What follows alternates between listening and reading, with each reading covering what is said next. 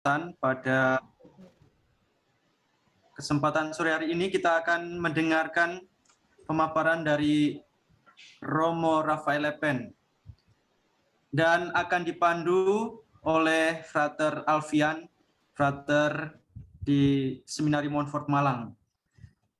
Dan untuk tidak memperpanjang waktu, kita akan bersama-sama memulai pertemuan kita dengan doa pembukaan.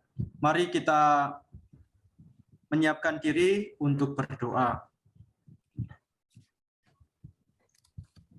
Dalam nama Bapa dan Putra dan Roh Kudus. Amin.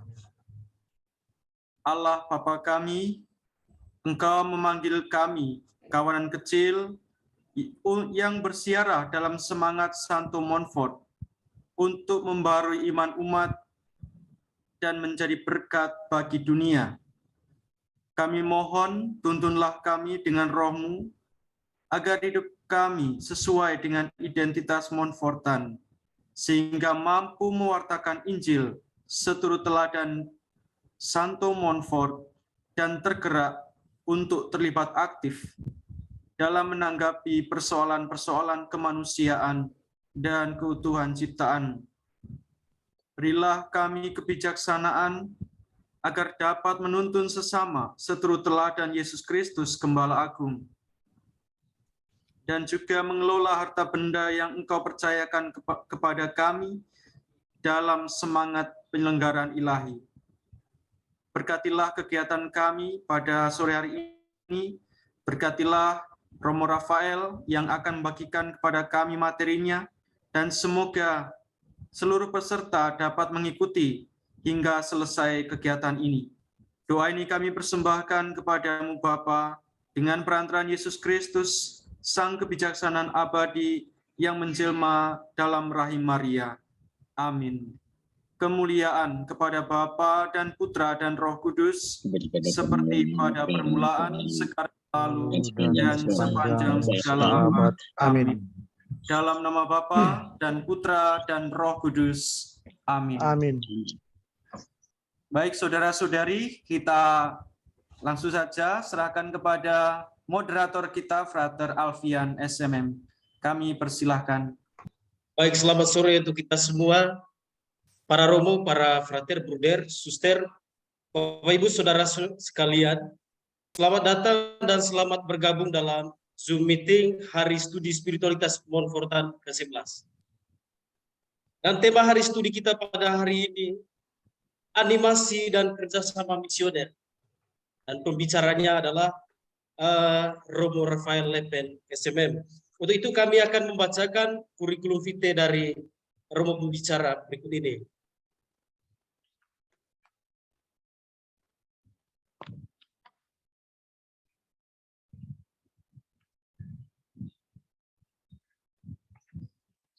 Apakah sudah melihat? Sudah, Frater. Oke. Romo Rafael, nama lengkapnya Rafael Servianus Lepen, SMM. Tempat tanggal lahir Pacar, Manggarai Barat, 2 Oktober tahun 1981.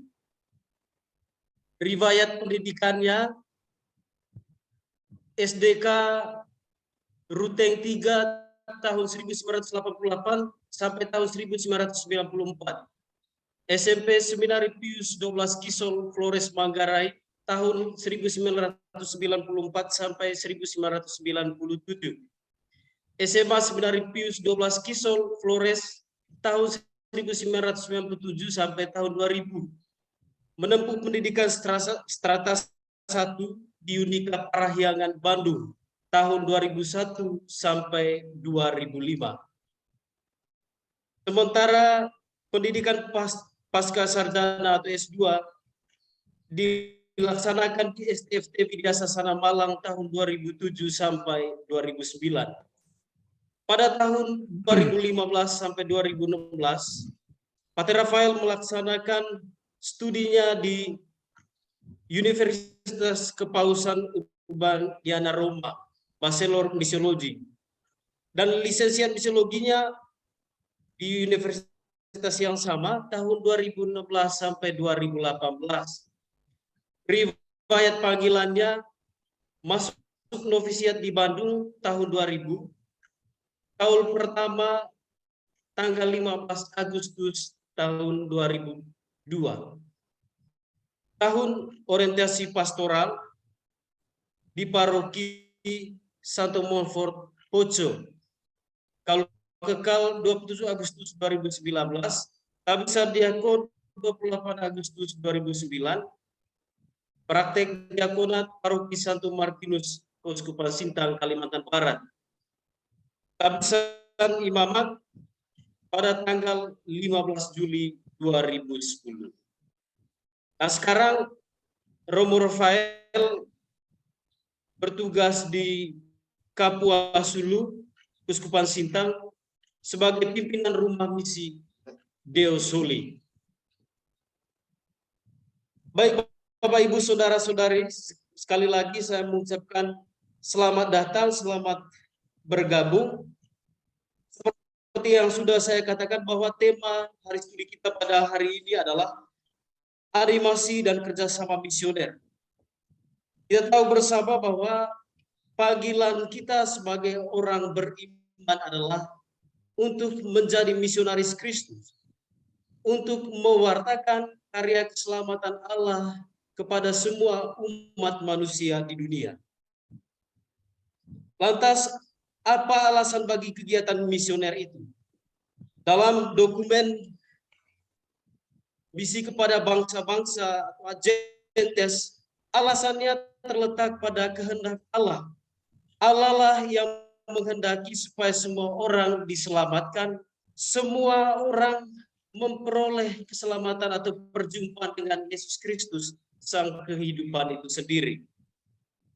Oleh karena itu, Bapak Ibu Saudara-saudari hadirin sekalian, oleh karena ini adalah kehendak Allah, maka sebagai umat beriman kita bersama-sama bahu-membahu seperti yang dikatakan oleh Paus Fransiskus dalam konferensinya kepada seluruh Bapak Uskup, para uskup sedunia, mengatakan bahwa tahun ini adalah tahun di mana gereja sebagai gereja yang berjalan bersama-sama. Gereja yang berjuang bersama-sama untuk mewujudkan misi Kristus, misi karya keselamatan itu. Oleh karena itu, kesempatan saya berikan kepada Romo Rafael untuk memaparkan materinya berkaitan dengan tema animasi dan kerjasama misioner. Silakan, Romo. Baik, terima kasih kepada Frater Alfian. Selamat sore untuk kita semua. Selamat sore para konfrater, para suster, Selamat sore, para Romo. anggota Perserikatan Maria Ratu Segala Hati di mana saja berada. Selamat berjumpa, selamat bertemu dalam hari studi Montfortan ini. Sesuai dengan jadwal, saya memang dapat jadwalnya hari ini dan tema seperti yang sudah disampaikan oleh Frater Alfian, bersama-sama kita sore hari ini melihat tentang animasi dan kerjasama misioner. Nah, untuk tema ini saya membuat sedikit PowerPoint yang barangkali membantu. Kiranya suara saya bisa didengarkan. Mudah-mudahan suara saya bisa didengarkan oleh semua peserta. Berhubung kami yang ada di kampung ini agak susah juga dengan yang namanya sinyal. Jadi sambil juga kita berdoa supaya jangan sampai pada saat kegiatan ini turun hujan, karena kalau turun hujan selesai wifi kami. Jadi begitu. Nah, dalam kesempatan ini saya akan menyajikan bahan yang akan disampaikan. Mudah-mudahan apakah sudah muncul bahan saya? Frater Alfian, apakah sudah ada? Belum dibuka, Romo, sudah ada. Sebentar. Tinggal klik. Oke. Apakah sudah ada? Belum, Romo. Madai. Your screen sharing. Dikatakan sudah. Belum muncul PowerPoint ya, Pastor. Belum diklik, Romo. Romo, Oh iya, klik sebentar, dulu. sebentar.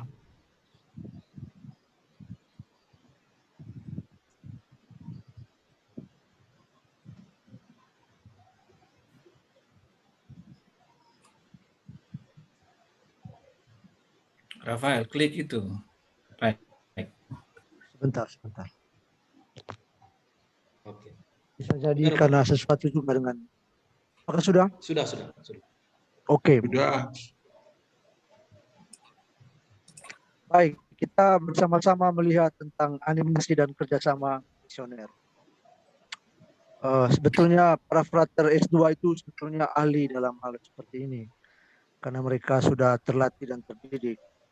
Sehingga sebetulnya kami ini yang dari kampung ini tidak perlu harus menjadi presenter untuk memberikan presentasi. Karena mereka yang S2 itu sudah pandai-pandai. Kita bicara tentang animasi dan kerjasama misioner.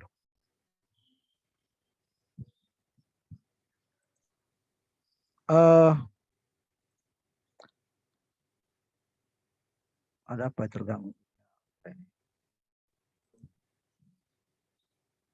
Kalau kita berbicara tentang animasi dan kerjasama misioner, sebetulnya seperti yang tadi sempat juga diulas oleh saudara atau frater Alfian, itu berhubungan erat dengan perubahan paradigma dalam teologi misi ataupun dalam misi itu sendiri dari Konsili Vatikan kedua.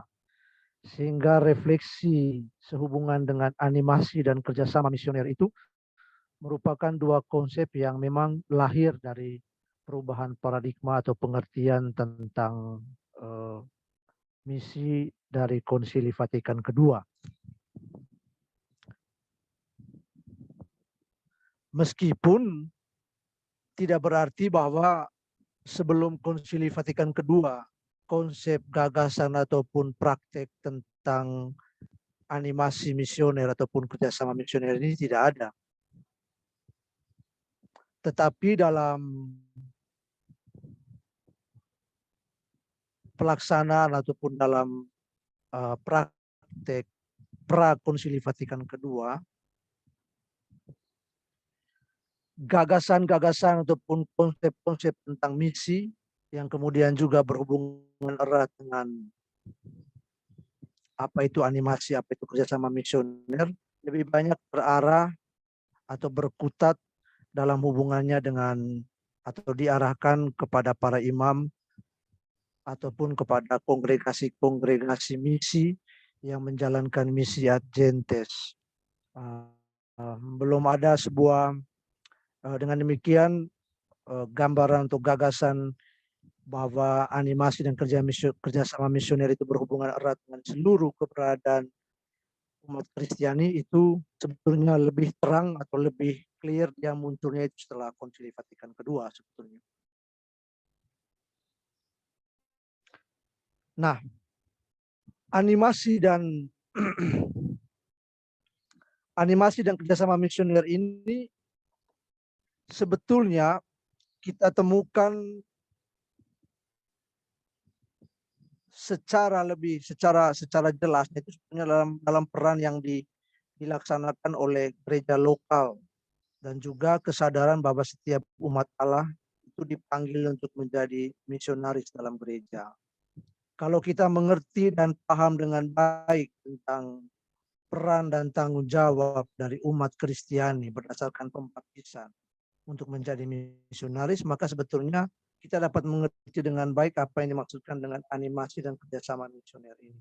Karena kunci dasarnya sebetulnya adalah pada kesadaran yang dibawa oleh Konsili Vatikan kedua perihal tentang misi itu sendiri.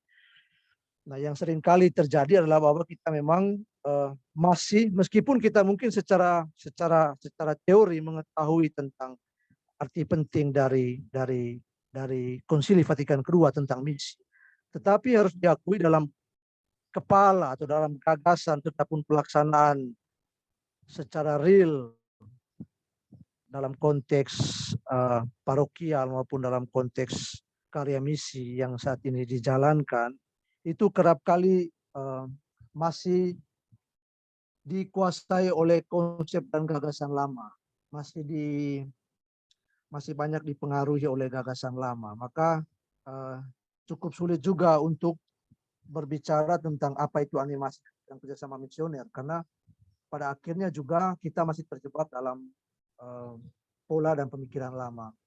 Nah, saya kira salah satu hal yang menjadi persoalan yang sampai dengan saat ini sangat penting adalah bahwa bahan-bahan atau dokumen-dokumen Konsili Vatikan kedua itu sebetulnya belum sungguh-sungguh menyerap sampai ke akar rumput, sampai kepada tingkat umat, sehingga dalam pelaksanaannya juga seringkali hanya ada di permukaan atau pada tataran akademis. Nah, kalau kita lihat dalam presentasi ini, hal pertama yang perlu kita lihat adalah apa sebetulnya yang menjadi gagasan utama dari Konsili Vatikan kedua sehingga lahir atau munculnya tema tentang animasi dan kerjasama misioner ini. Hal penting apa, atau paradigma baru apa yang dibawa, yang kemudian berdampak pada pentingnya animasi dan kerjasama misioner dalam seluruh dinamika karya misi di dalam gereja. Nah, hal ini yang perlu untuk sungguh-sungguh diketahui oleh kita semua. Nah, saya kira para frater yang sedang studi di S2 itu mungkin sudah berbicara banyak dengan Romo Raimunus Sudiarsa, SPD, sehubungan dengan misi dari Konsili Vatikan kedua. Nah, di dalam misi, dalam dokumen Magna Carta, boleh dikatakan seperti demikian, tentang misi dari Ad Gentes, di sana kita temukan bagaimana gereja dalam Konsili Vatikan kedua memberikan sebuah dasar baru dalam teologi misi yang kemudian dikembangkan dalam teologi sistematik, teologi misi yang sistematik. Apa yang baru di sana? Di sana kita temukan bahwa misi dan evangelisasi, kata misi memang lebih kuat bermain di Konsili Vatikan kedua. Itu berbeda dengan dokumen yang dikeluarkan oleh Paus ke-6 yang bermain dengan kata evangelisasi. Tapi dalam salah satu dokumen yang dikeluarkan tahun 1984 sebetulnya dalam gereja Katolik, entah itu misi, entah itu evangelisasi, entah itu kerasulan, sebetulnya dipahami dan dimengerti dalam arti yang sama. Sehingga kalau saya bermain dengan kata misi ataupun evangelisasi, sebetulnya kedua hal itu bisa dibolak-balik. Meskipun secara teknis kedua kata itu berbeda artinya. Tapi bukan pada kesempatan ini saya harus mengurai tentang hal tersebut. Jadi dalam Konsili Vatikan kedua, hal barunya itu ditemukan bahwa misi dan evangelisasi itu sendiri merupakan kodrat yang membuat gereja itu tidak selalu dan senantiasa bermisi. Nah, ini paradigma baru yang lahir dari Konsili Vatikan kedua.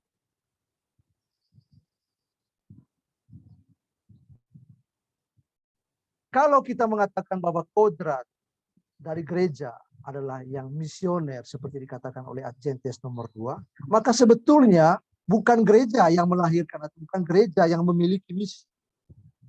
Tetapi misilah sebetulnya yang memiliki gereja.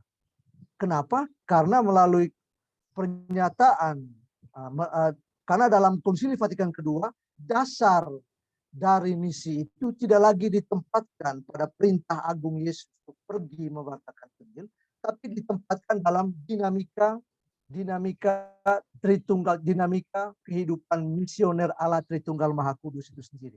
Dari misi itu atau Allah Tritunggal Maha Kudus itu sendiri adalah Allah yang misioner dalam dirinya. Pergerakan Bapa Putra, relasi Bapa Putra dan Roh Kudus itu sendiri adalah misioner. Nah, misioneritas Allah yang di ad intra, di dalam Allah itu sendiri, atau dalam Allah yang imanen itu, kemudian menggelegar keluar menjadi misi ad extra, keluar dalam peristiwa inkarnasi dan peristiwa Pentakosta. Dengan kata lain, Allah yang misioner dalam dirinya sendiri itu kemudian menampakkan, memperlihatkan misioneritasnya itu lewat perutusan Yesus dan Roh Kudus. Nah, ini yang menjadi dasar mengapa kemudian gereja mengatakan, konsili mengatakan bahwa gereja akhirnya tidak bergantung pada perintah Yesus untuk pergi bermisi, tetapi gereja itu sedari awal adalah misioner karena mengalir dari Allah yang misioner. Dan karena itu seluruh kehadiran gereja itu adalah untuk misi, untuk bermisi. Jadi bukan gereja bukan gereja yang memiliki misi, tapi sebetulnya gereja mendahului misi yang membuat gereja itu harus senantiasa bermisi. Nah, ini memang hubungan yang sangat kuat antara eklesiologi dan misiologi. Maka sebetulnya kalau kita melihat dalam konteks ini, dasarnya dari ad gentes itu dia berhubungan erat dengan lumen gentium. Untuk mengatakan bahwa kehadiran gereja yang misioner itu bukan mendahului misi. Bukan karena ada gereja kemudian ada misi, tapi misi terlebih dahulu yang membuat gereja itu selalu berada untuk bermisi. Nah, ini sebetulnya gagasan baru yang membuat seluruh paradigma tentang misi itu berubah. Kalau sebelumnya misi itu selalu lekat dengan dalam hubungan misi itu dihubungkan dengan proyek-proyek yang dilakukan oleh gereja, karya-karya yang dibuat oleh gereja. Ya. Sekarang yang tadi adalah apa yang tampak itu sebetulnya adalah perwujudan saja dari identitas naturanya, kodratnya gereja yang adalah misioner. Jadi jadi sekali lagi hal yang baru adalah bahwa bukan lagi gereja memiliki misi, tetapi misilah yang memiliki gereja. Itu sebetulnya paradigma yang kuat yang sebetulnya menjadi hal yang baru. Jadi, misi gereja. Nah, apa kemudian kalau kemudian kita melihat dalam konteks ini, misi itu sendiri akhirnya merupakan bentuk partisipasi gereja dalam misi Allah itu sendiri. Jadi Allah melalui Yesus dan Roh Kudus dalam peristiwa Pentakosta menunjukkan cintanya, mengungkapkan cintanya dalam karya keselamatan. Nah, gereja itu sebetulnya adalah berpartisipasi untuk memperlihatkan secara nyata keselamatan yang sudah ditunjukkan oleh Kristus itu sendiri kepada segala bangsa. Maka misi gereja tidak lain dan tidak bukan adalah partisipasi gereja dalam misi Allah itu sendiri. Maka sebetulnya secara teknis kata misi itu ada dua, meskipun mungkin tidak terlalu tampak dalam Indonesianya. Tapi kalau dalam bahasa Inggris misalnya, kalau kita menggunakan kata misi dengan huruf besar dalam bentuk tunggal, misi itu berhubungan dengan misi Allah.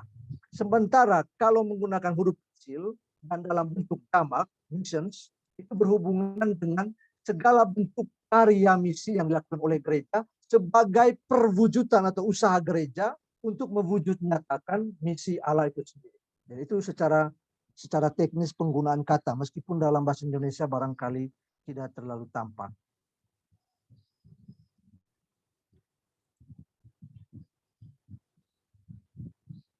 Saya kira Frater Alfian itu senyum-senyum itu karena foto-foto yang ditampilkan ini ada dia punya muka atau dia tahu peristiwanya.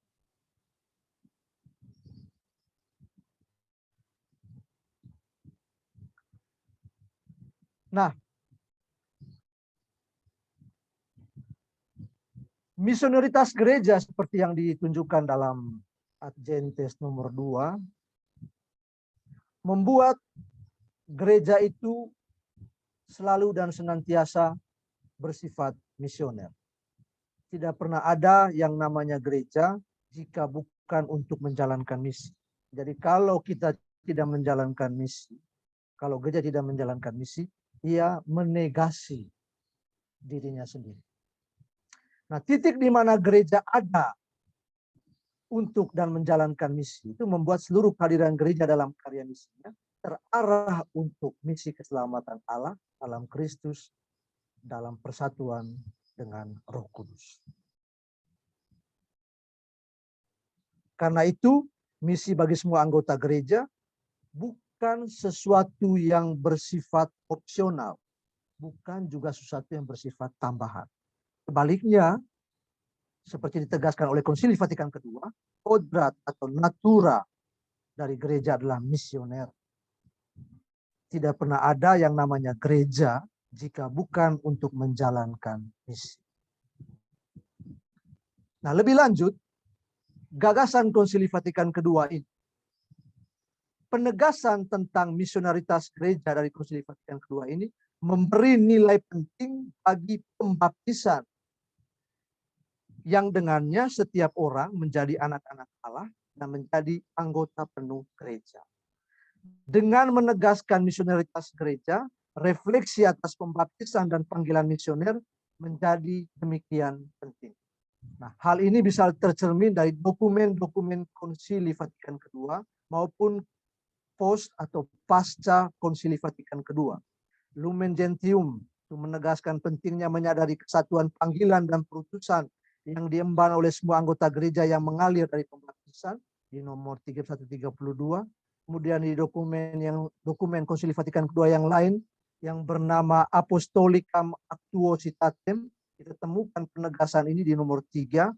Kemudian di dokumen pasca Konsili Vatikan II dari Paulus ke-6 itu Evangelii Nuntiandi di nomor 18. Kemudian di Redemptoris Missio dari Yohanes Paulus II kita temukan dalam nomor 46 sampai 47. Jadi kita bisa melihat bahwa dengan penegasan tentang gereja yang misioner, pada saat yang bersamaan kita menemukan nilai penting dari pembaptisan itu sendiri dalam tugas atau bagi tugas dan perutusan semua umat beriman. Nah, Paus Fransiskus lewat Evangelii Nuntiandi menegaskan bahwa gereja yang misioner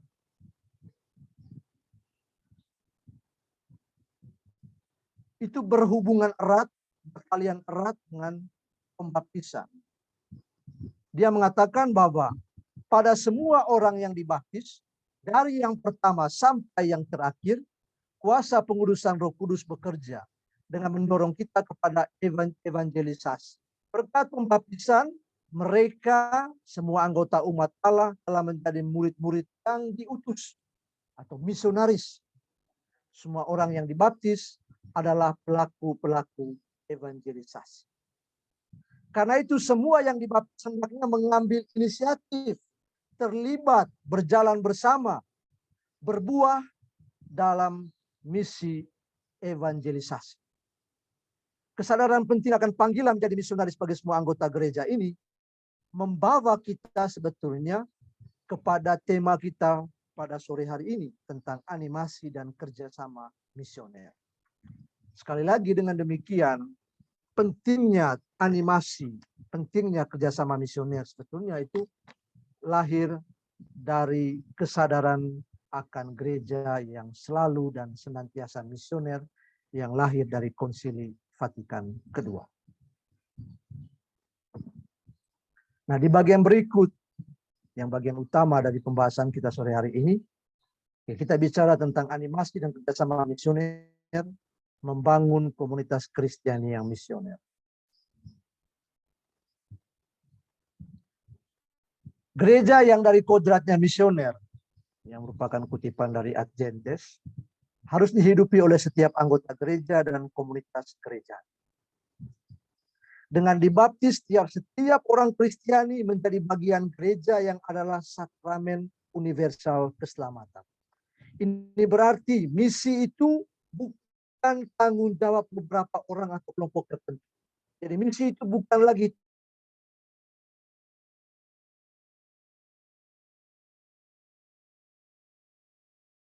institusi-institusi misioner.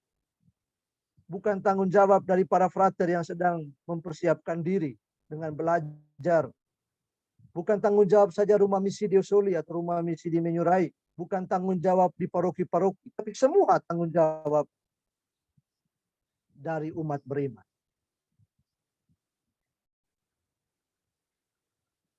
Misi menjadi partisipasi aktif dari setiap orang yang dibaptis dalam kesatuannya, baik dengan gereja lokal maupun gereja universal.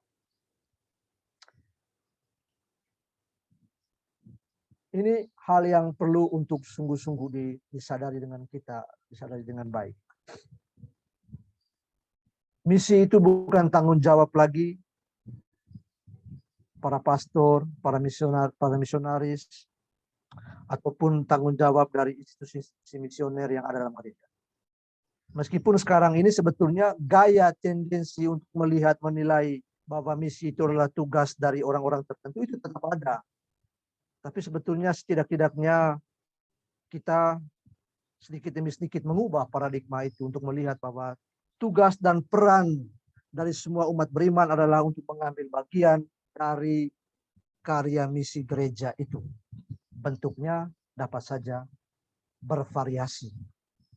Tetapi yang sangat penting adalah kesadaran untuk mengambil bagian berpartisipatif di dalam karya misi gereja.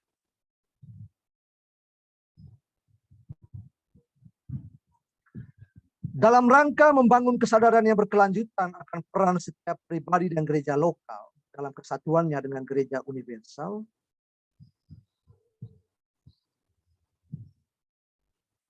peran dan tanggung jawab sebagai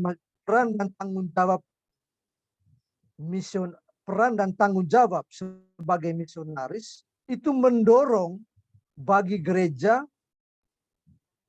untuk membuat atau untuk memulai sesuatu yang disebut dengan formasi dan kerjasama misioner.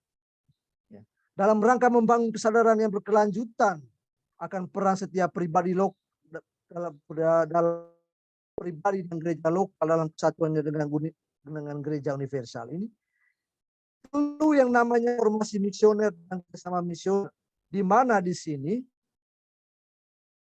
formasi misioner sendiri itu adalah untuk menghidupkan, mendorong dan menciptakan kesadaran misioner dari setiap anggota gereja, institusi-institusi misi, dan seluruh komunitas Kristiani.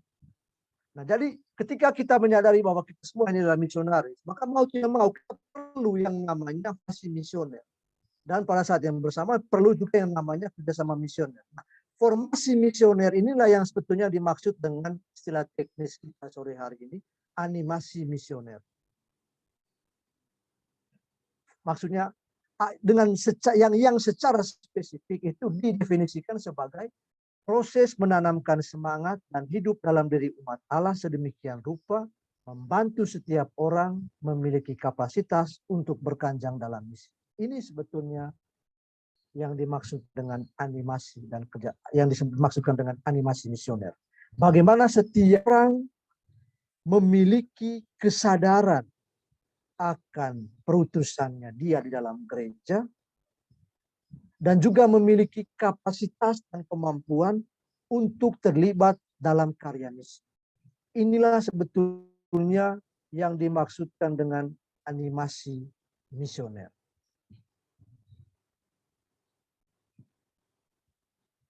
Nanti kita lihat dalam konteks ini sangat penting sebetulnya bertalian dengan perutusan kita sebagai Sedekah Maria Monfortan yang nyata-nyata sekali dikatakan lahir untuk evangelisasi, lahir untuk memenuhi kebutuhan gereja. Sangat penting untuk mengetahui dengan baik apa ini animasi misioner. Untuk mencapai tujuan tersebut, animasi misioner memiliki 3 elemen penting yang berkaitan satu sama lain. Yang pertama itu adalah pendidikan. Pendidikan di sini tidak serta-merta hanya dihubungkan dengan pendidikan formal, tapi pendidikan kalau dalam konteks evangelisasi seperti yang dikeluarkan oleh dokumen Puebla, pendidikan itu berkaitan dengan tujuan untuk membangun sikap pertobatan yang total, yang menyeluruh kepada iman yang disatukan dalam komunitas Kristiani. Nah, kalau kita baca dalam Redemptoris Missio, pewartaan pertama disampaikan, ditunjukkan, sehingga membuat orang itu mengalami pertobatan, lalu kemudian dibaptis. Nah, ini maksudnya. Titik ini penting. Kalau orang tidak bertobat, kata Paulus ke-6 dalam Evangelii Nuntiandi, tidak pernah ada juga evangelisasi seperti itu. Dan bagaimana juga kalau kita bisa, bagaimana kita menjadi bermisi kalau kita sendiri tidak bertobat. Dari aspek penting pertama dari misioner itu adalah tentang pendidikan. Sesuatu yang membuat orang itu sampai pada sebuah pertobatan holistik. Pertobatan bahkan juga pertobatan paradigma dalam cara berpikir. Jadi kalau kita belum bertobat juga dalam paradigma itu masih sempit juga melihat si itu sebagai pastor saja atau tugas dari kongregasi misioner, ya agak susah juga kita untuk terlibat.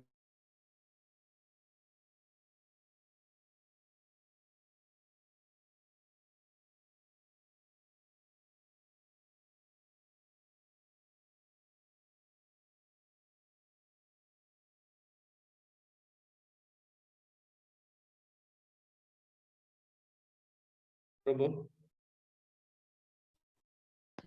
Minta maaf, ada gangguan.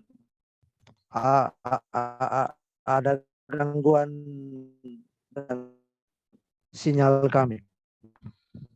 Jadi elemen pertama itu adalah pendidikan. Silakan. Ini penting untuk disadari dengan baik. Share screen dulu, Romo. Apakah suara saya sudah didengar kembali? Sudah hanya share screen-nya diulang lagi. Oke. Elemen pertama itu adalah pendidikan dengan tujuan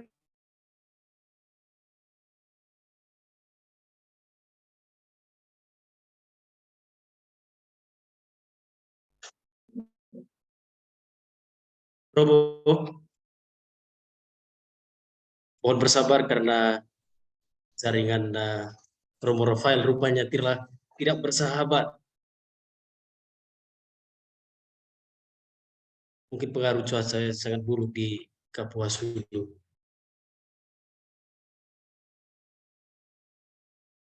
Robo,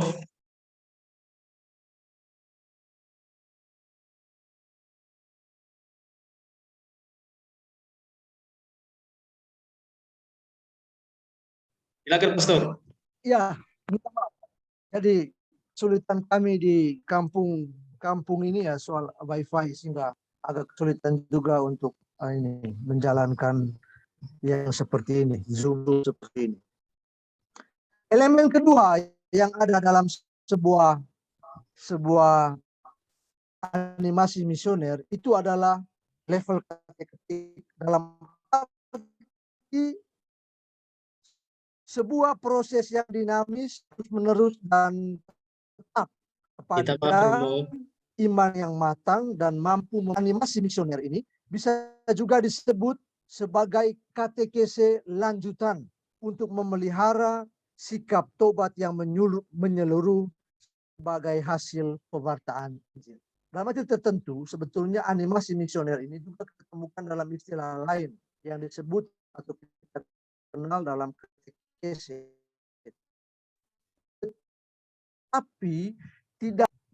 Tetapi salah satu dari bentuk katekese tampak dalam animasi misioner.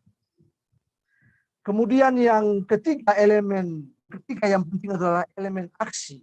Artinya ketika kita sudah sampai pada kematangan iman, kematangan tersebut diungkapkan melalui komitmen untuk terlibat aktif dalam karya misi melalui karisma yang diterima, yang dengan karisma tersebut setiap orang mengekspresikan gereja sebagai sakramen keselamatan.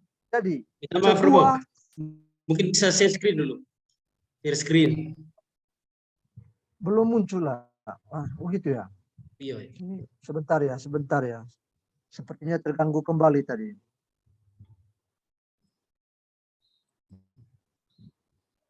Apakah sudah muncul? Sudah muncul, Pastor. Baik. Jadi kita sampai di elemen yang ketiga tadi, soal elemen aksi. Bagaimana titik kematangan iman itu kemudian membuat kita bertindak, terlibat, mengambil bagian secara aktif dalam karya misi. Seturut karisma yang ada pada kita masing-masing. Nah, 3 elemen ini merupakan elemen yang membentuk yang kita sebut dengan animasi misioner. Sebagai proses yang membangkitkan, mendorong dan menopang hidup misioner gereja, animasi misioner bukan kegiatan yang marginal dalam hidup Kristiani yang memiliki kodrat misioner di dalamnya. Sebaliknya, animasi misioner merupakan elemen utama dari hidup Kristiani, baik pada level pribadi maupun dalam level komunitas Kristiani. Animasi misioner bermaksud untuk membantu seluruh pribadi dan komunitas Kristiani memiliki identitas Kristiani, mengedukasi identitas tersebut agar mampu menghidupi secara eksplisit hidup dan semangat misioner gereja yang universal dan menjawab tanggung jawab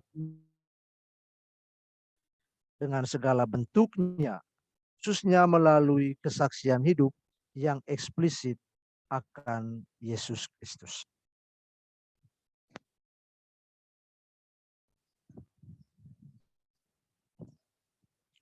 Goal dari animasi misioner adalah kalau kita sudah menanamkan kesadaran, menanamkan identitas misioner ini, kalau sudah sampai di sana, diharapkan apa? Diharapkan adalah bahwa setiap orang yang dibaptis memiliki kapasitas untuk menjalankan tugas dan peran mereka dalam gereja. Kapasitas itu terdiri atas 2. Yang pertama, tahu bagaimana melakukan soal pelatihan, pendidikan, mampu mengimitasi, mengulangi simulasi atau dalam mengalami pengalaman misioner. Tahu kita bagaimana, kita punya kapasitas tahu untuk melakukan, menjalankan karya misi. Tetapi yang kedua, tidak hanya tahu, tapi bagaimana kita juga menyadari dan merefleksikannya sesuai dengan konteks dan situasi. Dengan demikian, tidak hanya sekedar tahu, tapi tahu itu juga diikuti dengan refleksi terhadap konteks dan situasi, sehingga bentuk yang muncul kemudian bisa menjadi sebuah bentuk yang kontekstual yang menjadi keperluan dan kebutuhan gereja. Ini diharapkan di kemudian dunia. Setiap kita akhirnya memiliki kapasitas ini.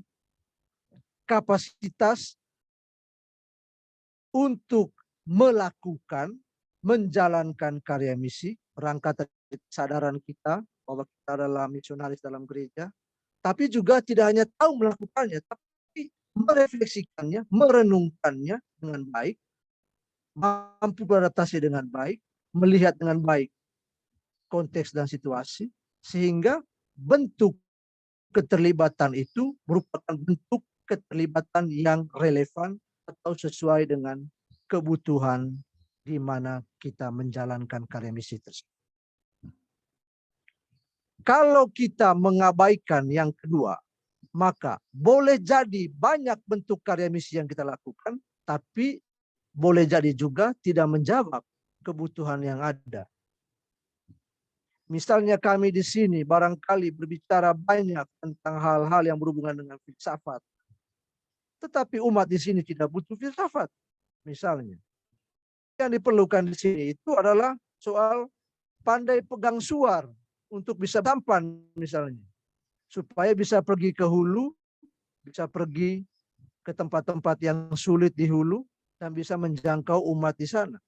Jadi intinya adalah bahwa itu harus membantu kita memiliki kapasitas untuk tidak hanya sekedar tahu bermisi, melaksanakan misi, tapi juga punya kapasitas yang spesifik untuk merefleksikannya dengan baik, melihat, mengharmoniskannya, atau mampu untuk melihat situasi dan konteks dengan baik, sehingga apa yang kita tunjukkan, apa yang kita buat itu kemudian bisa menjawab kebutuhan dari umat, dari gereja di mana kita bekerja dan berkarya. Nah, oleh karena itu, sebetulnya animasi misioner ini meski terarah kepada semua orang, tetapi sebenarnya tugas utama dari gereja lokal lah untuk mengemban tugas menganimasi seluruh umat beriman ini. Gereja lokal itu dalam arti diosesan, paroki, dan elemen-elemen yang lain di dalamnya. Maka sebetulnya di sebuah diosesan layak dan pantas diperlukan adanya yang disebut dengan pusat-pusat atau ya pusat karya misi misalnya, untuk memikirkan bagaimana dari sana bisa dipikirkan program-program yang penting yang perlu untuk membantu umat, untuk mendorong umat memiliki kesadaran akan identitas misioner dalam diri mereka, sehingga bisa mendorong mereka untuk terlibat dalam seluruh karya dari gereja lokal tersebut. Jadi meski terarah pada setiap pribadi, sebetulnya tugas untuk menganimasi atau tugas animasi misioner itu diembankan kepada setiap gereja lokal, seperti yang dikatakan dalam dokumen Redemptoris Missio.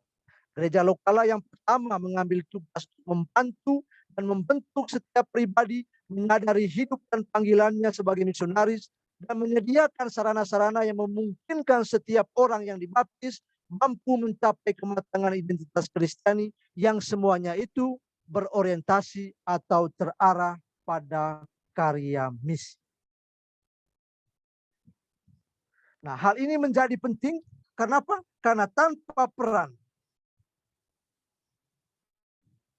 yang baik dari gereja lokal, kegiatan animasi misioner ini bisa tidak sampai pada tujuan atau finalitas utamanya. Adalah gereja lokal bertugas untuk membuka kesadaran umat beriman kepada misi yang telah dipercayakan oleh Kristus sendiri kepada gereja. Dan gereja lokal hendaknya melaksanakan perannya sebagai animator secara tetap, terencana, terukur, dan bukan sporadis dan sambil lalu. Nah, inilah yang seringkali menjadi persoalan, adalah bahwa kegiatan-kegiatan pembinaan-pembinaan yang ada di dalam gereja saat ini sifatnya sporadis, bukan terprogram, sifatnya momental. Ada momen dibuat. Ya, kalau lihat di foto itu ada momen yang disebut dengan tahun misi SMM. Maka dibuat kegiatan yang ada di foto itu. Bukan karena dipikirkan dengan baik, diprogramkan dengan baik, karena gereja itu adalah gereja yang misioner, kesadaran akan itu mendorong supaya adanya usaha untuk terlibat, untuk menganimasi umat, sehingga diprogramkan dengan secara terus-menerus. Ya, yang terjadi adalah ada satu momen tertentu, dibuatlah kegiatan seperti ini. Dibuatlah sebuah peristiwa seperti ini. Nah, ini hal-hal yang perlu untuk disadari secara khusus ya untuk kita yang baik sudah di paroki maupun yang sedang di seminari yang akan mempersiapkan diri.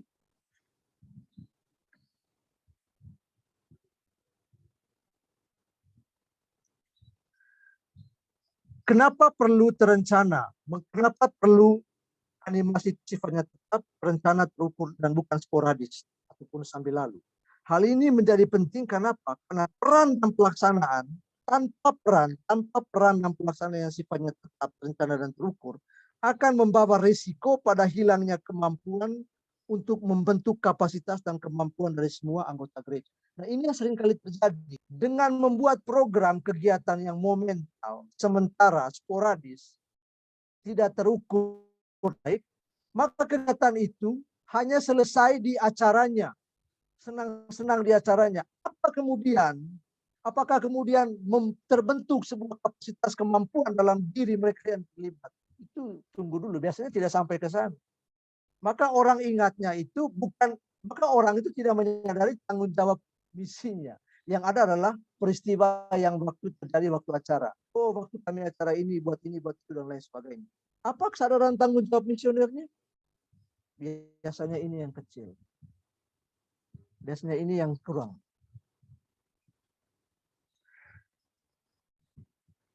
Dalam menjalankan peran sebagai animator karya misi gereja, gereja lokal hendaknya hati-hati untuk tidak menerjemahkan tugas menganimasi anggotanya itu hanya sebatas proyek gereja lokal atau program gereja lokalnya sendiri. Seluruh animasi misioner yang dijalankan oleh gereja lokal hendaknya diresapi oleh semangat atau spiritualitas misioner, di mana Roh Kudus adalah aktor utamanya. Spiritualitas misioner harus meresapi kegiatan animasi misioner, sehingga setiap anggotanya menyadari bahwa hidup dan panggilannya merupakan hidup dan panggilan dari satu misi yang sama, yakni misi yang dipercayakan oleh Kristus sendiri. Spiritualitas misioner akan mendorong seluruh program gereja lokal untuk terhindar atau untuk menghindari bahaya yang disebut dengan partikularisme, atau merasa bahwa program itu hanya di gereja saya, hanya di paroki saya, hanya di komunitas saya, atau bahaya eksklusifisme, melakukannya secara eksklusif tanpa kerjasama dalam hubungannya dengan yang lain. So, ini program kami, ya program yang kami jalankan bukan, tidak ada hubungannya dengan kelompok lain, tidak ada hubungannya dengan paroki lain, tidak ada hubungannya dengan keuskupan, tidak ada hubungannya dengan tarekat misalnya. Kami sendiri yang buat. Atau juga menghindari apa yang disebut dengan bahaya merasa kita bisa bekerja sendiri atau self autonomi, cukup pada dirinya sendiri. Nah, kami sudah cukup lah, tidak perlulah yang lain. Kami uang banyak, di paroki uang banyak, satu kali misa dapat 20 sampai 30 juta, kami bisa membuat program kerja sendiri, dan program kerja itu tidak perlu melibatkan yang lain, tidak perlu melibatkan paroki, tidak perlu harus bekerja sama dengan keuskupan. Merasa bahwa kami cukuplah untuk kami sendiri dengan kemampuan kami. Nah, ini bahaya-bahaya yang bisa saja muncul ketika pelaksanaan atau tugas yang diembankan kepada gereja lokal itu mengabaikan yang disebut dengan Roh Kudus yang menjadi aktor dari spiritualitas misioner.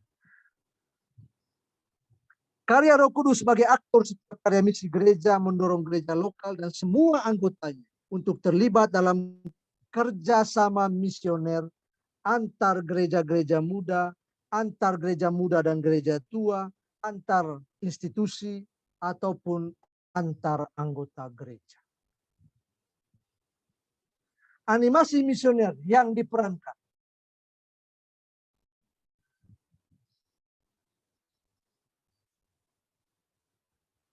Animasi misioner yang diperankan oleh gereja lokal dan diresapi oleh spiritualitas misioner yang universal ini akan membantu setiap orang Kristiani mendengarkan dan menerima dalam hati cinta Allah dalam Kristus. Mendengarkan panggilan dari Allah untuk mengikuti dan juga untuk siap diutus. Akan tetapi, ketika kita sudah sampai pada titik kesadaran, memiliki kemampuan, kekuatan untuk menjalankan karya misi, juga punya refleksi yang baik tentang situasi lokal, situasi dan konteks yang ada, itu tidak cukup. Kita perlu mengorganisir, membangun sebuah kerjasama. Oleh Yohanes Paulus kedua. Romo minta maaf, waktunya Romo tinggal 5 menit. Tinggal 5 menit, baik.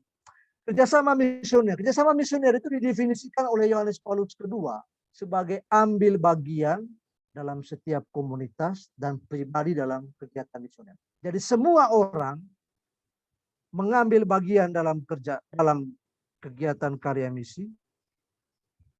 Itu yang disebut dengan kerjasama misioner. Dan juga dalam kerjasama misioner itu menyatukan semua unsur.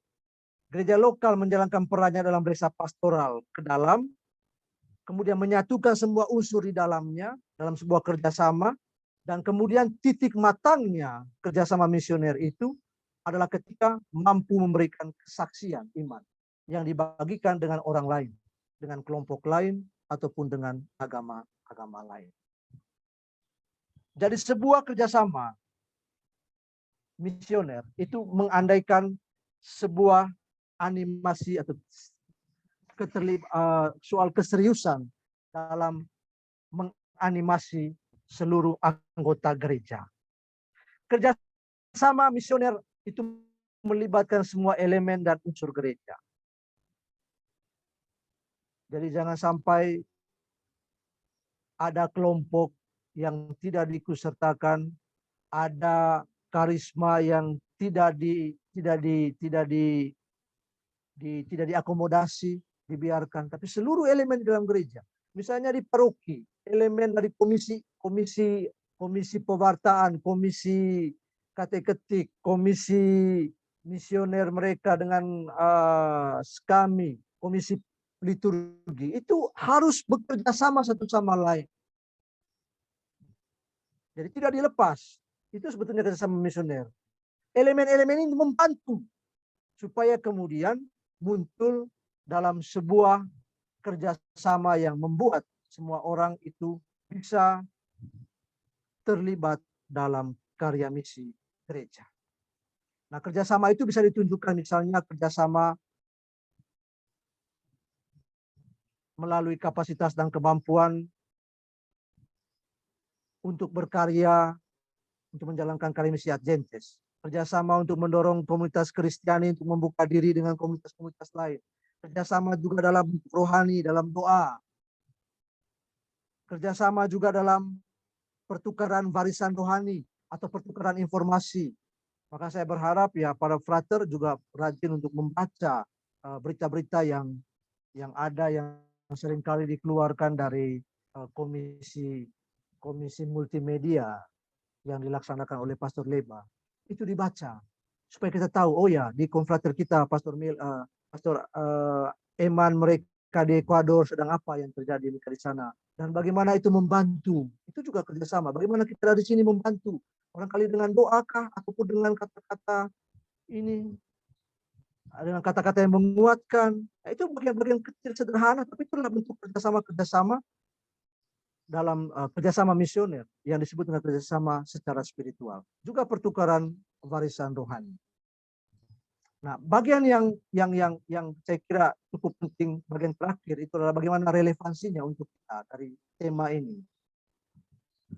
Yang pertama adalah bahwa kerjasama misioner animasi kerjasama misioner yang menjadi salah satu ciri khas pelaksanaan karya misi tarekat itu bukan sesuatu yang sebentar ya. Nah, ini.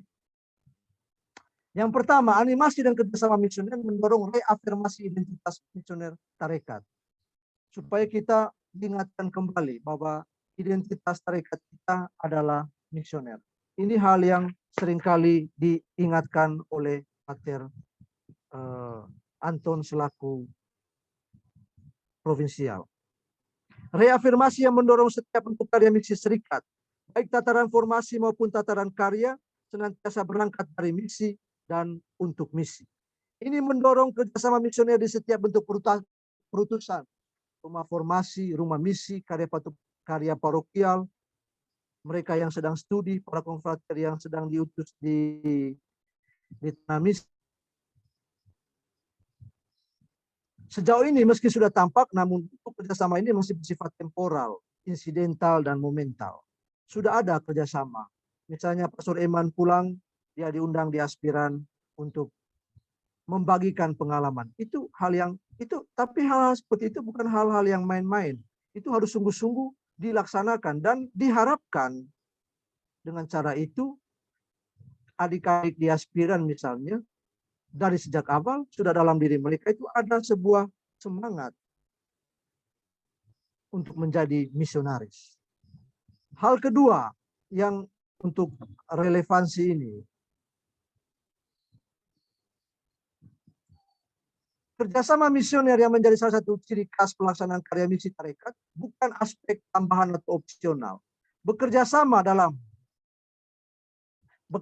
seperti yang menjadi salah satu ciri khas tarekat seharusnya menjadi bagian utuh dari setiap karya misi tarekat. Kerjasama itu tidak direduksi hanya pada bantuan tenaga pastoral, tapi menyangkut kerjasama yang intens dan luas. Jadi bukan karena perlu pastor untuk misa, maka diundang pastor dari Diosoli misalnya. Tapi melibatkan mereka yang di Diosoli untuk satu hal yang jauh lebih luas. Demikian pun yang di Diosoli. Tidak mengerjakan sesuatu hanya urus diri sendiri di Diosoli, tapi juga melibatkan teman-teman di paroki ataupun melibatkan umat beriman yang ada di paroki. Membentuk sebuah tim. Supaya bisa menjalankan sebuah karya itu secara bersama-sama. Maaf Romo, kita Angelus dulu. Oke. Marilah kita berdoa dalam nama Bapa dan Putra dan Roh Kudus. Maria diberi kabar oleh malaikat Tuhan yang mengandar Roh Kudus. Salam Maria, penuh rahmat Tuhan sertamu. Terpujilah engkau di antara wanita dan terpujilah buah tubuhmu Yesus. Santa Maria Bunda Allah, doakanlah kami yang berdosa ini sekarang dan waktu kami mati. Amin. Aku ini hamba Tuhan, terjadilah padaku perkataan. Salam Maria, penuh rahmat Tuhan sertamu. Terpujilah engkau di antara wanita dan terpujilah buah tubuhmu Yesus. Santa Maria Bunda Allah, doakanlah kami yang berdosa ini sekarang dan waktu kami mati. Amin. Sabda telah menjadi daging dan tinggal di antara kita. Salam Maria, penuh rahmat Tuhan sertamu.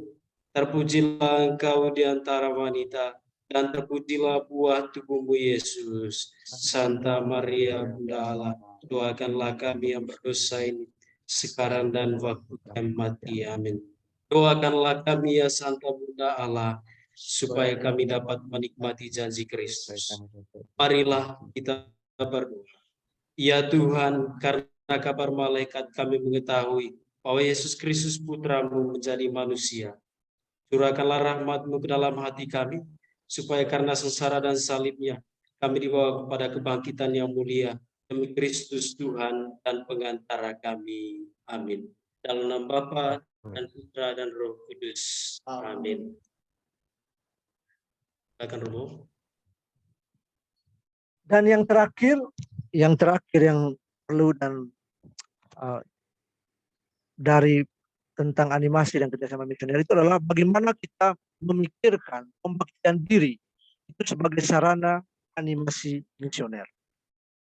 Warisan rohani yang telah banyak menunjukkan hasil yang mengagumkan dalam diri tokoh besar dalam hidup gereja, sepantasnya mendorong tarekat untuk menemukan bentuk dan program yang tepat guna, menjadikan kekayaan rohani ini instrumen dalam pembentukan jati diri misioner.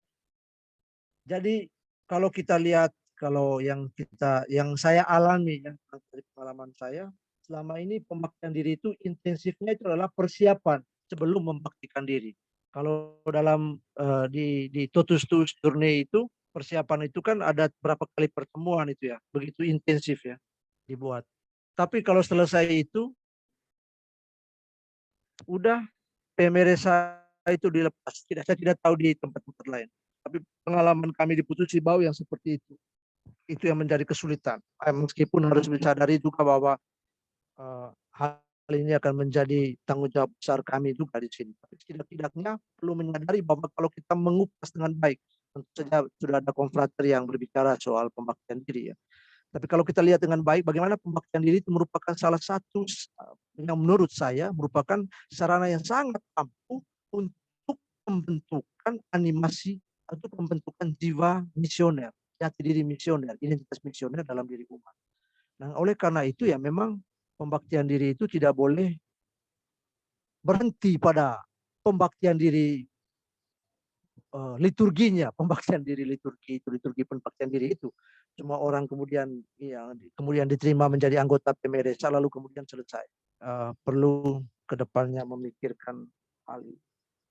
Program-program yang jauh lebih baik dan lebih matang lagi, sehingga pembaktian diri itu memang menjadi sarana yang sangat, untuk saya pribadi saya melihat memang pembaktian diri merupakan sebuah sarana yang sangat ampuh dengan segala macam elemen yang ada di dalamnya. Itu sangat ampuh untuk untuk mencapai pembentukan jati diri misioner. Tetapi memang tidak bisa hanya pra saja, tetapi pasca pembaktian diri itu pun harus mendapat perhatian yang sangat penting. Kalau selama ini yang terjadi adalah semua anggota PMRSA itu selesai setelah menjadi anggota PMRSA dilepas begitu saja. Lalu kadang-kadang hanya melakukan program yang dibuat oleh paroki misalnya. Tapi bukan karena paroki melibatkan mereka memikirkan program itu sehingga menjalankannya bersama-sama, tetapi karena program punya paroki disuruhlah PMRSA untuk bertanggung jawab dengan itu. Disuruh KOR misalnya. Ya, itu hal yang baik. Tapi itu bukan cara yang tepat prosesnya. Kerjasama yang tepat itu tidak seperti itu. Ya, ini pengalaman di sini ya, pengalaman di Putus Sibau misalnya. Jadi sebelum dan sesudah itu harus sama-sama intensif. Maka kita harus menghilangkan gaya berpikir untuk kalau sudah pembaktian diri, ya cari sendirilah. PMRSA itu bisa urus sendirilah. Tidak usah lagi didampingi, tidak usah lagi harus intensif lagi memberi pendampingan. Itu saya kira dengan pentingnya animasi misioner, dengan pentingnya kerjasama misioner, maka pendampingan totus tuus bagi saudara-saudara yang terlibat atau menjadi anggota PMRSA itu menjadi sesuatu yang sangat penting dan perlu dijalankan secara intensif. Baik, saya kira itu saja yang bisa saya sharingkan dalam kesempatan ini. Saya kembalikan ke moderator. Baik, terima kasih Romo untuk materinya. Bapak Ibu saudara-saudari, sebelum kita memasuki sesi tanya jawab, panitia meminta kita semua untuk menyalakan kameranya untuk foto bersama supaya semuanya tercover semua dalam arsip nanti. Silakan Pak Andre.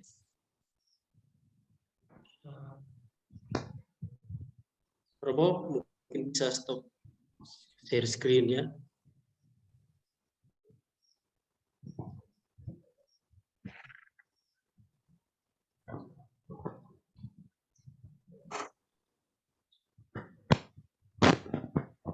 Oke.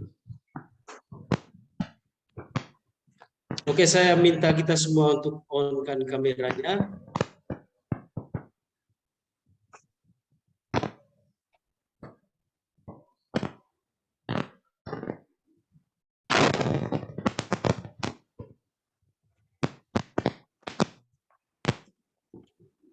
Silakan, panitia. Silakan Pak Andre.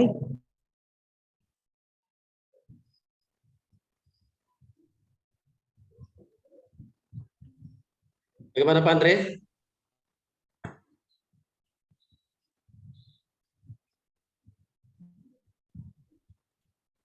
Sudahkah?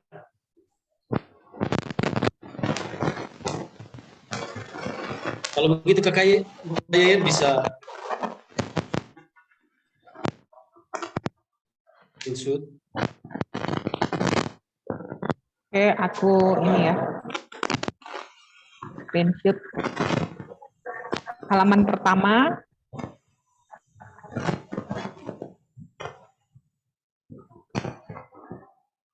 Halaman kedua.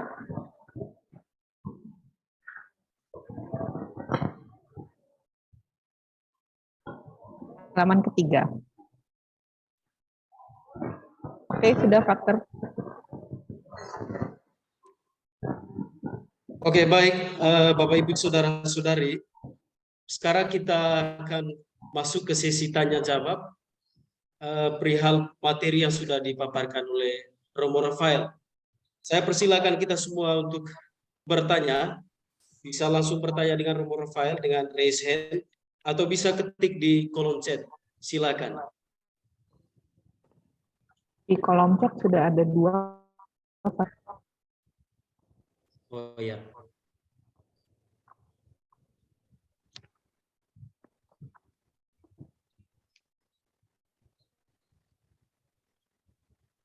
Oke. Oke, Romo. Ada pertanyaan dari Pak Andre.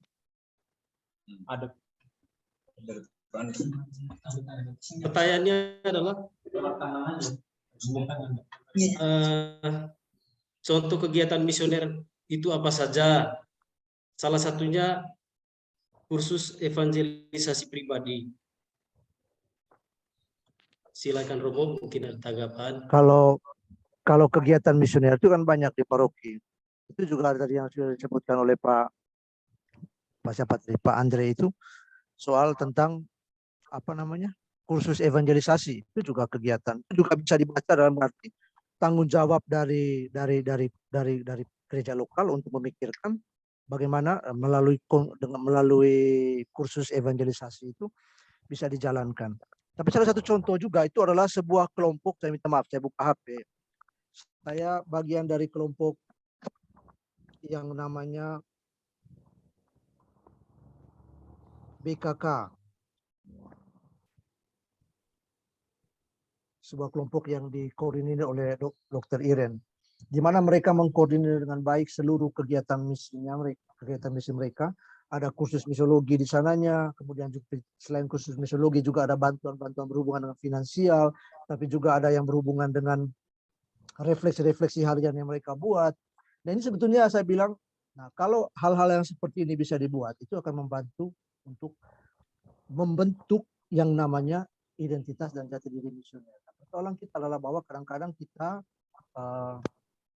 melupakan hal-hal seperti itu dalam sebagai bentuk untuk membantu identitas misioner dalam diri kita.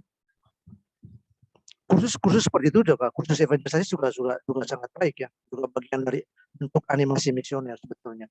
Kerjasama misioner ini bisa tampak dalam kegiatan yang ditunjukkan atau dikerjakan oleh, misalnya untuk sekarang kita dalam konteks kita ya, misalnya hubungan antara kerjasama yang antara melibatkan PMDSH, melibatkan Montfort Youth dalam kegiatan-kegiatan bersama. Dengan cara itu kita terlibat dalam kegiatan yang disebut dengan kegiatan misioner gereja, karya misi gereja.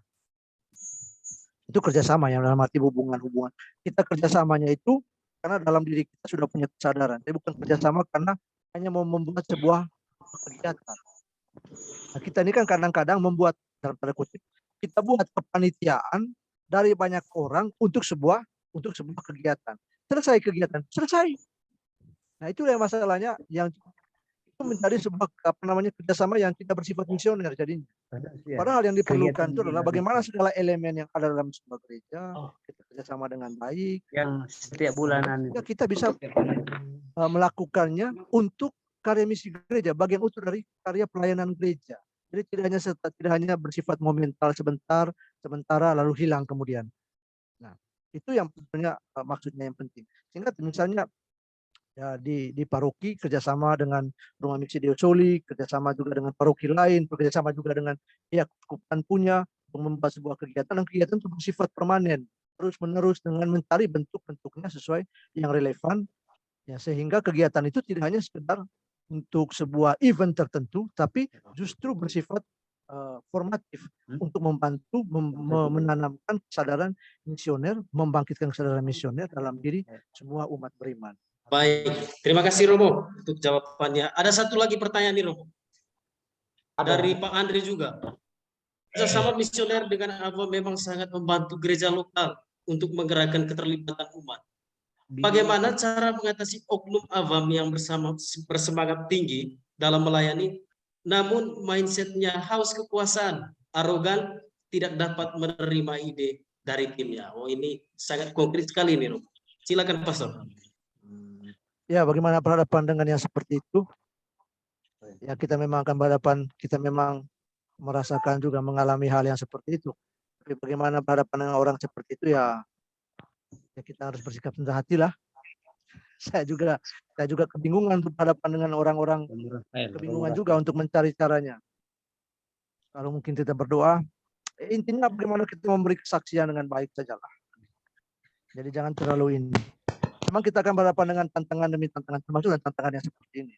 Tantangan-tantangan yang seperti ini tidak membuat semangat kita untuk berkarya, semangat kita untuk terlibat itu menjadi lemah. Memang kita akan berhadapan dengan itu. Dialog-dialog yang baik juga bisa dibuat. Oke, terima kasih Romo. Itu saja Rupanya- tanggapan saya. Saya tidak bisa menjawab. Saya hanya memberi tanggapan saja terhadap pertanyaan ini. Karena hal-hal seperti ini memang menjadi tantangan yang cukup real juga dalam kehidupan kita bersama dalam gereja. Rupanya dari Papua Nugini ini tidak sabar lagi untuk bertanya. Silakan Romo Ricard. Ada Romo. Oh ini. Ada. Silakan Romo. 35 47 belum ya belum 47 adalah 18 5 Ada. Silakan. Oh dari Aspiran, silakan. Perten. Baik, terima kasih atas kesempatannya. Nama saya Moses Paulus Sunleti. Saya mau bertanya di bagian slide yang terakhir dari materinya Romo mengenai jati diri misioner. Apa itu jati diri misioner? Jati misioner, dan berikan contoh konkret mengenai jati misioner. Dan yang kedua, apakah ada peranan Maria dalam karya misioner? Itu saja pertanyaan dari saya. Pertanyaan yang jelas, silakan Romo langsung Baik. dijawab. Jati diri misioner itu adalah kesadaran akan panggilan dan perutusan kita di dalam gereja. Semakin kita menyadari bahwa kita adalah orang yang diutus,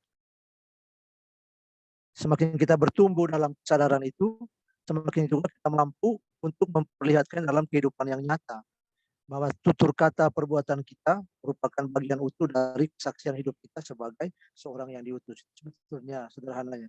Jadi kalau Nuan pergi berjumpa dengan umat, menyapa umat dengan baik, tersenyum dengan umat, itu juga bagian contoh kecil yang nyata bahwa kamu adalah seorang misionaris yang membawa sukacita dan kegembiraan bagi umat. Jadi itu sederhananya. Jadi tidak perlu terlalu pikirkan jauh-jauh untuk Nuan yang masih di Aspiran. Tentu saja nanti hal-hal yang lebih lain ya bisa ditunjukkan dengan dalam konteks yang lain, dalam ketika saatnya kamu menjadi pesuruh paroki juga lain barangkali pendekatannya bentuknya. Intisarinya adalah bahwa jati diri misioner itu adalah jati diri yang terbentuk dari kesadaran seorang yang diutus untuk jati diri soal kesadaran seseorang bahwa dia adalah anggota gereja yang senantiasa selalu diutus. Saja sebetulnya. Jadi semakin menyadari bahwa kita ini orang yang diutus, itulah sebetulnya yang dimaksudkan dengan jati diri misioner. Sehingga Oke, apa yang kasih. kita buat, apa yang kita lakukan itu sebetulnya bagian utuh dari kehidupan, dari perutusan kita sebagai seorang misionaris dalam gereja. Apapun, baik kata-kata maupun perbuatan, ataupun program-program kerja yang kamu lakukan di Aspiran sana. Oke, saya kira jawabannya sangat jelas dan praktis sekali. Mungkin ada pertanyaan lain? Silakan. Pertanyaan yang kedua dari saya belum dijawab. Bro, tentang Maria. Ya.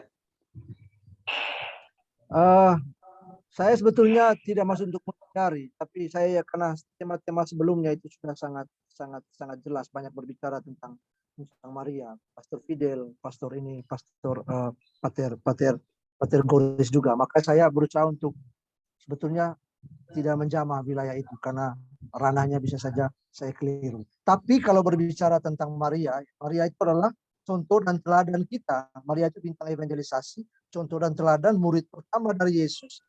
Yang adalah murid misionaris pertama dari Yesus itu adalah Santa Maria. Jadi pasti ada perannya.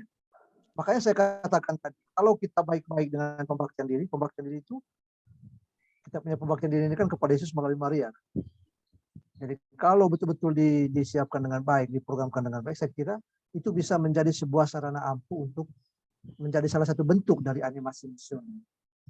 Sehingga tidak hanya sekedar mengantar orang untuk sampai pada pembaktian diri, tapi prosesnya itu bersifat tetap dan permanen dan membantu kita untuk terus bertumbuh dan berkembang sehingga di dalam diri kita terbentuk sungguh-sungguh jiwa misioner, ya juga berkat bantuan Bunda Maria, juga berkat contoh dan teladan yang kita belajar lagi dari Bunda Maria. Saya sendiri memang sengaja tidak terlalu banyak mengurus itu, dari menghubungi itu. Bukan berarti tidak ada, pasti ada, pasti ada. Dan jelas bahwa setidak-tidaknya jawaban saya adalah bahwa Maria adalah misionaris pertama dari Yesus Kristus. Ketika dia menerima kabar sukacita, dia kemudian membawa kabar sukacita itu kepada Elizabeth saudaranya. Dan di sana dia membawa sukacita dan kegembiraan untuk Elizabeth. Sampai anak yang dalam kandungan Elizabeth pun melonjak kegembiraan.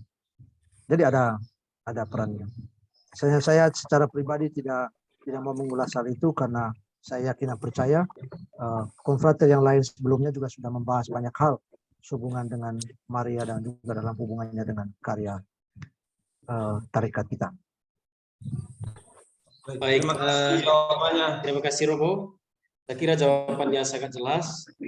Saya persilakan untuk penanya yang lain. Dari mana topinya Pak ini? Oh ya. Oh, ada pertanyaan dari Beling, Pastor. Dari mana dapat topi? Dari Beling. Mungkin ada penanya yang lain? Ya, Pater Kasmir itu tanya topi saya pakai. Ini ya topi ya mendekati topi Dima. Bukan topi Dima, topi Kila di Manggarai kalau saya salah. Hanya topi ini, topi ya, apa namanya? Topi dari Dayak Punan, Tanjung Lokang.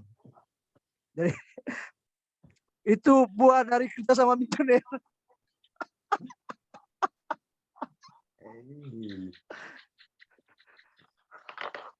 Ya, itu tadi ada Pater Kasmir dari Beling ada tanya itu. Oh, saya boleh tanya, Romo. Oke, silakan Pak Joko. Baik, selamat sore, Romo Rafael. Masih kenal saya, Romo? Wah. Pak Joko ini.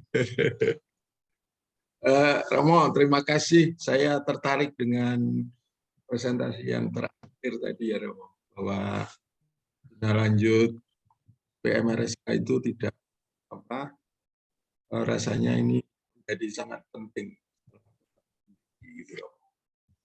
Dan kebetulan maaf, terima kasih juga karena saya ditunjuk sebagai koordinator nasional itu, jadi ini akan menjadi program kami, mungkin nanti akan kami coba merumuskan. Cuma satu hal yang ingin kami sampaikan di sini adalah kita ingin menyamakan persepsi dulu, Romo. Ini, Romo, beberapa waktu yang lalu berkaitan dengan misi ini saya pernah ikut dalam pertemuan keuskupan di Malang. Nah, kemudian Monsinyur Pit Yarto waktu itu menjelaskan bahwa misi kita itu pada dasarnya ada eksternal dan internal ya, Romo. Keluar itu beliau mengatakan bahwa keluar kita itu harus yang kita hadapi adalah saudara-saudara kita yang belum mengenal Kristus untuk menjadi mengenal Kristus dan akhirnya dia menjadi Katolik. Yang kedua adalah orang-orang yang belum mengenal Kristus, kita upayakan bisa mengenal Kristus, tetapi tidak harus menjadi Katolik.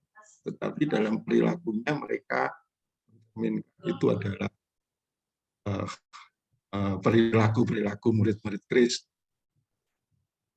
Yang ketiga, untuk internal, beliau mengatakan bahwa kita juga mempunyai misi untuk saudara-saudara kita yang sudah mengenal Kristus, tetapi ya perilakunya sepertinya belum mengenal Kristus.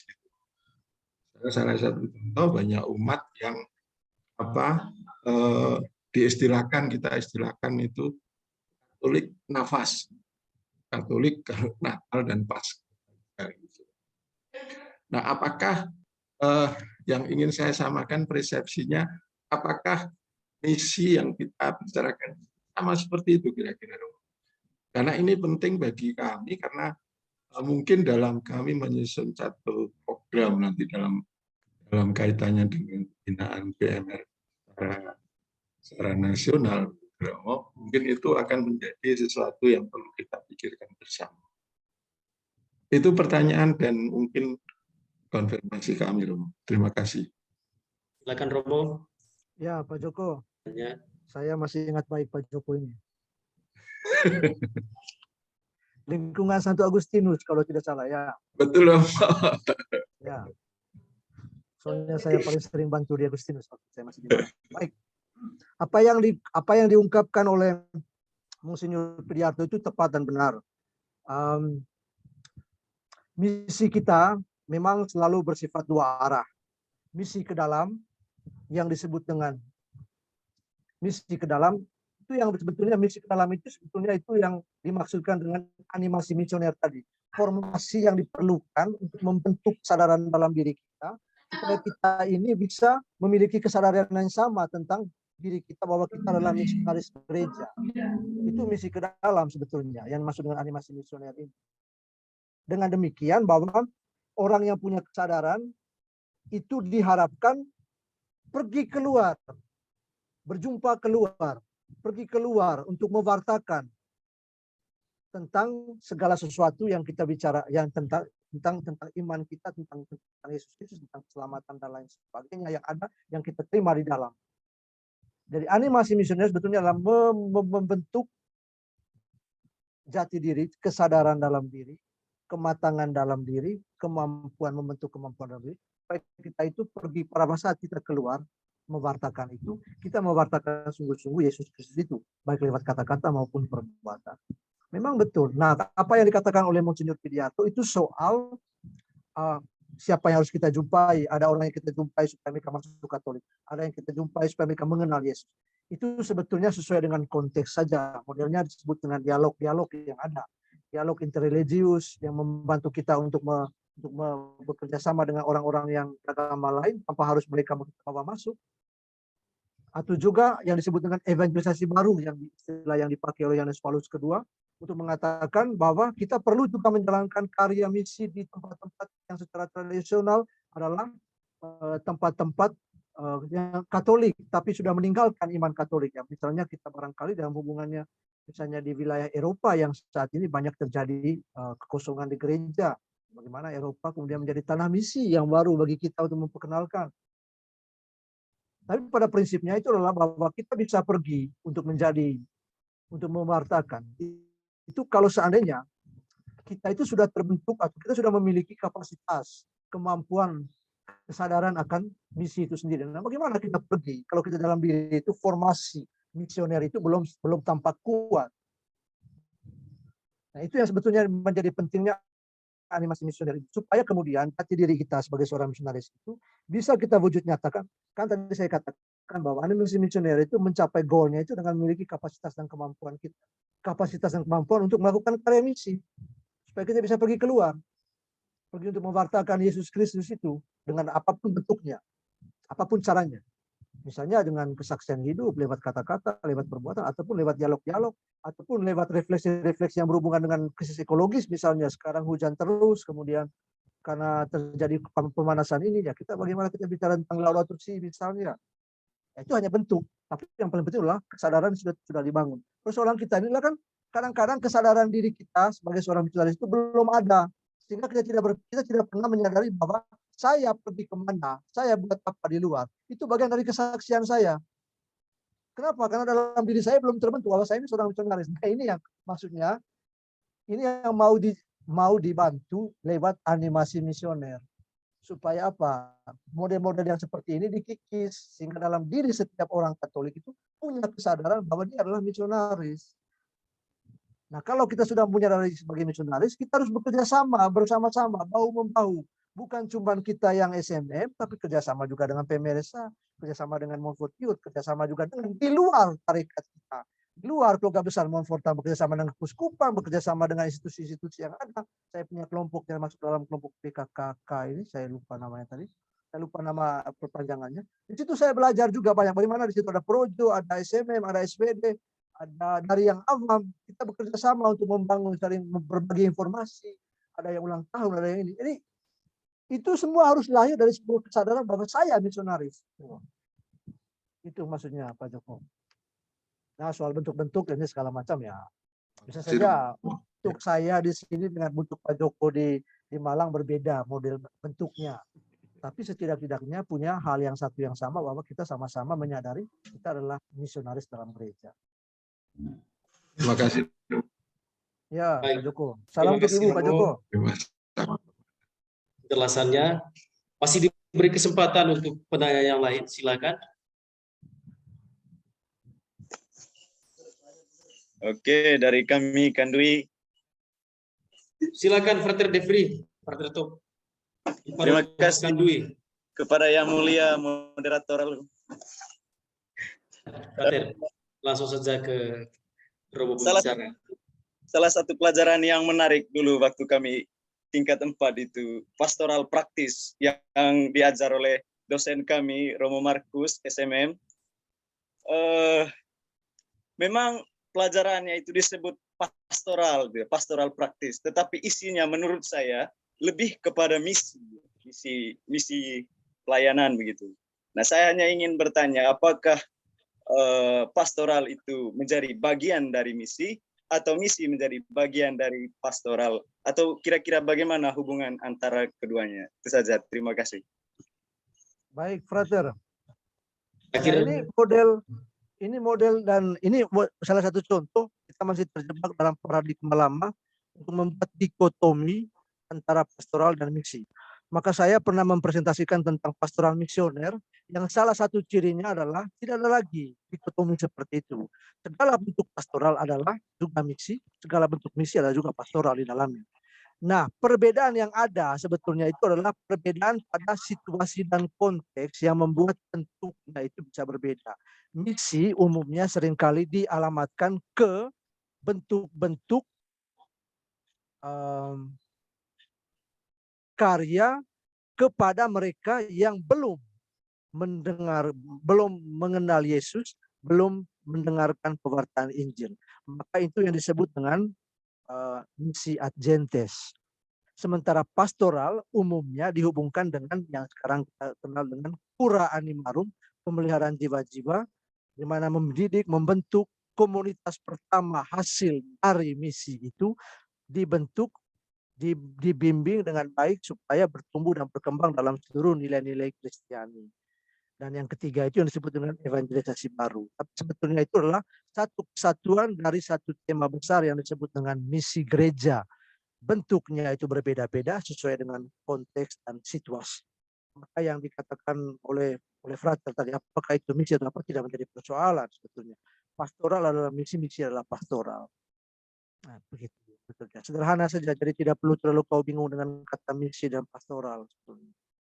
Jadi kalau pastor, yang paling penting adalah bahwa Pastor Markus sudah memberikan mata kuliah pastoral praktis yang isinya juga untuk membangkitkan semangat misioner dari Frater, sehingga mempersiapkan Frater untuk hadir dan bisa berkarya dengan baik sebagai Frater pastoral di Kandui bersama dengan Pastor Ustopo mungkin mengurus telur-telur bebek di sana. baik, terima kasih Romo. Semoga dengan jawaban itu juga menambah iman Frater Devri untuk melanjutkan karya pastoralnya. Mungkin ada yang sebentar sebelum saya mau tanya ke Frater Alfian. Frater Alfian, Romo Rai sudah membahaskan tentang ini di misiologi. Teologi misi. misi Romo belum. Ya, semester depan. Baik. Kami beri kesempatan untuk penanya terakhir. Silakan. Karena kita dibatasi. Oh ya, dari aspiran silakan. Frater.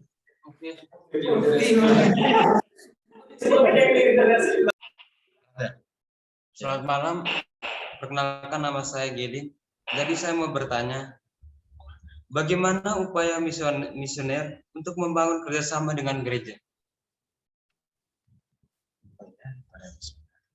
Ya, sesuatu yang kita kerjasama itu tadi maksudnya itu adalah segala elemen di dalam gereja itu tidak berjalan masing-masing.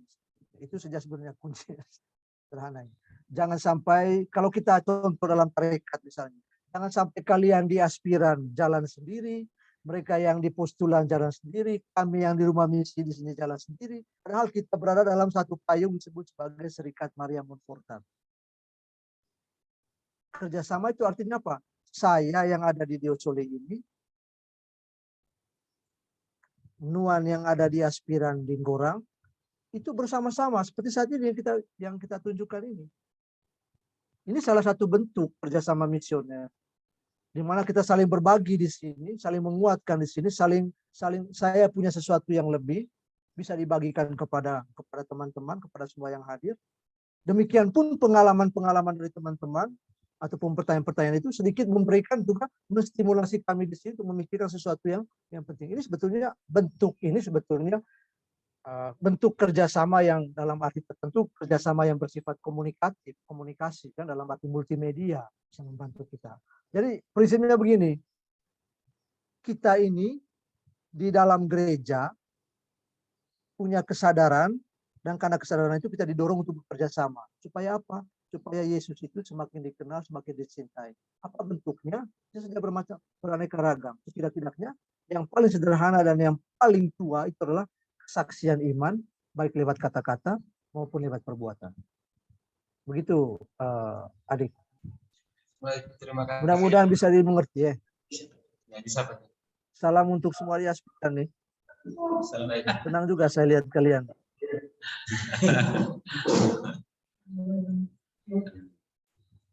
Oke, dengan berakhirnya pertanyaan dari aspiran ini, berakhir pula pertemuan kita pada sore hari ini. Namun sebelum kita akhiri, kita akan mendengarkan closing statement dari Romo Rafael untuk kita semua. Ya, terima kasih banyak.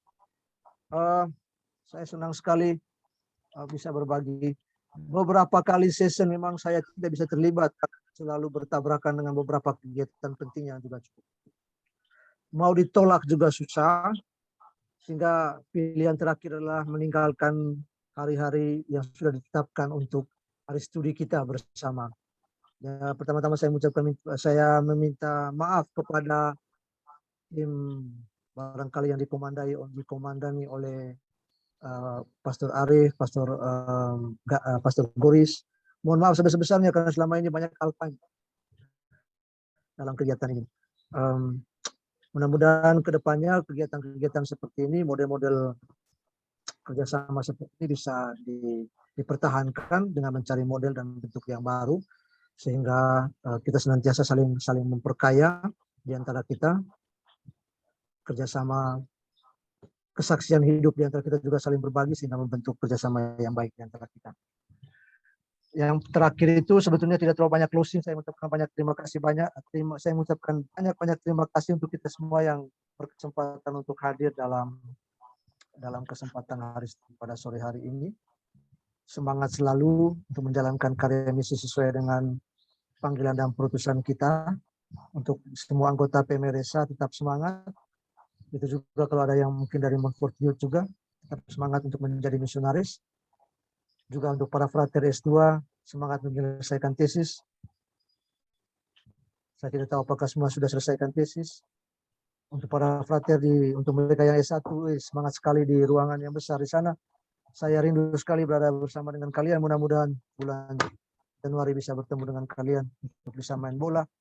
Ya, salam juga untuk yang di aspiran, untuk yang di paroki, untuk teman-teman, untuk ada dari Pater Rikar, Pater Kasmir, salam banyak kembali. Jadi saya bahagia sekali bisa berada bersama dengan kalian semua pada sore hari ini. Mantap, dan salam misioner untuk semua. Baik, terima kasih Romo Rafael yang telah memberikan closing statement. Terima kasih untuk para romo, para suster, para frater dan bruder Bapak Ibu saudara-saudari yang turut ambil bagian dalam hari studi kita pada malam hari ini. Nah, karena Romo Arif tadi tidak sempat untuk mengikuti kegiatan ini sampai dengan selesai karena ada halangan, maka untuk pemberitahuan hari studi bulan Desember itu dilaksanakan pada tanggal 5 Desember dan pembicaranya itu Romo Ludo SMM. Saya kira dengan tema tentang Bunda Maria ya temanya. Lalu kemudian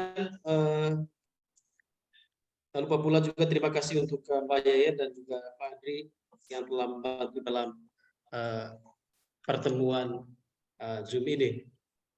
Nah, mari kita mengakhiri pertemuan kita ini dengan berdoa. Saya minta Pater Rafael untuk memberkati kita. Marilah kita tutup dengan doa. Marilah kita berdoa. Dalam nama Bapa dan Putra dan Roh Kudus. Amin.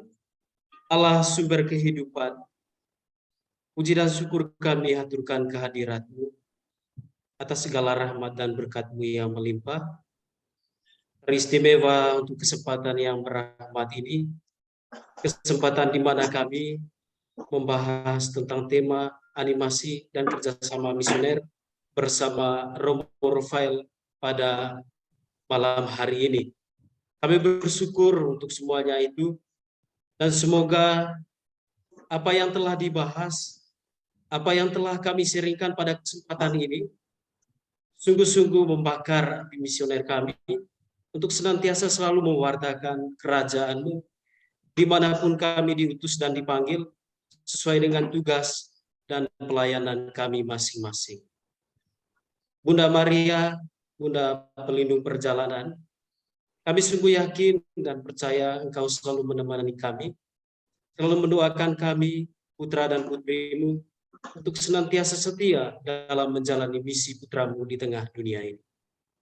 Dan oleh karena itu ya Bunda, bersama putra-Mu dan bersama hamba putra-Mu Pater Rafael, kami memohon berkat. Marilah kita mohon berkat Tuhan. Tuhan bersamamu. Dan bersama Romo. Kita sekalian, seluruh anggota keluarga kita, dibimbing, dilindungi, dan diberkati oleh Allah yang Maha Kuasa, Bapa dan Putra dan Roh Kudus. Amin. Terima kasih Romo. Dengan doa penutup ini, maka berakhir pula lah kegiatan kita pada sore hari ini. Sampai jumpa di lain kesempatan.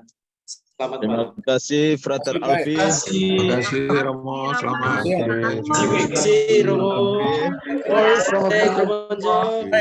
Terima kasih Frater Alfian. Terima kasih Romo. Terima kasih banyak untuk semua. Sampai jumpa di kesempatan yang berikut. Sudah buka topi. Terbaik.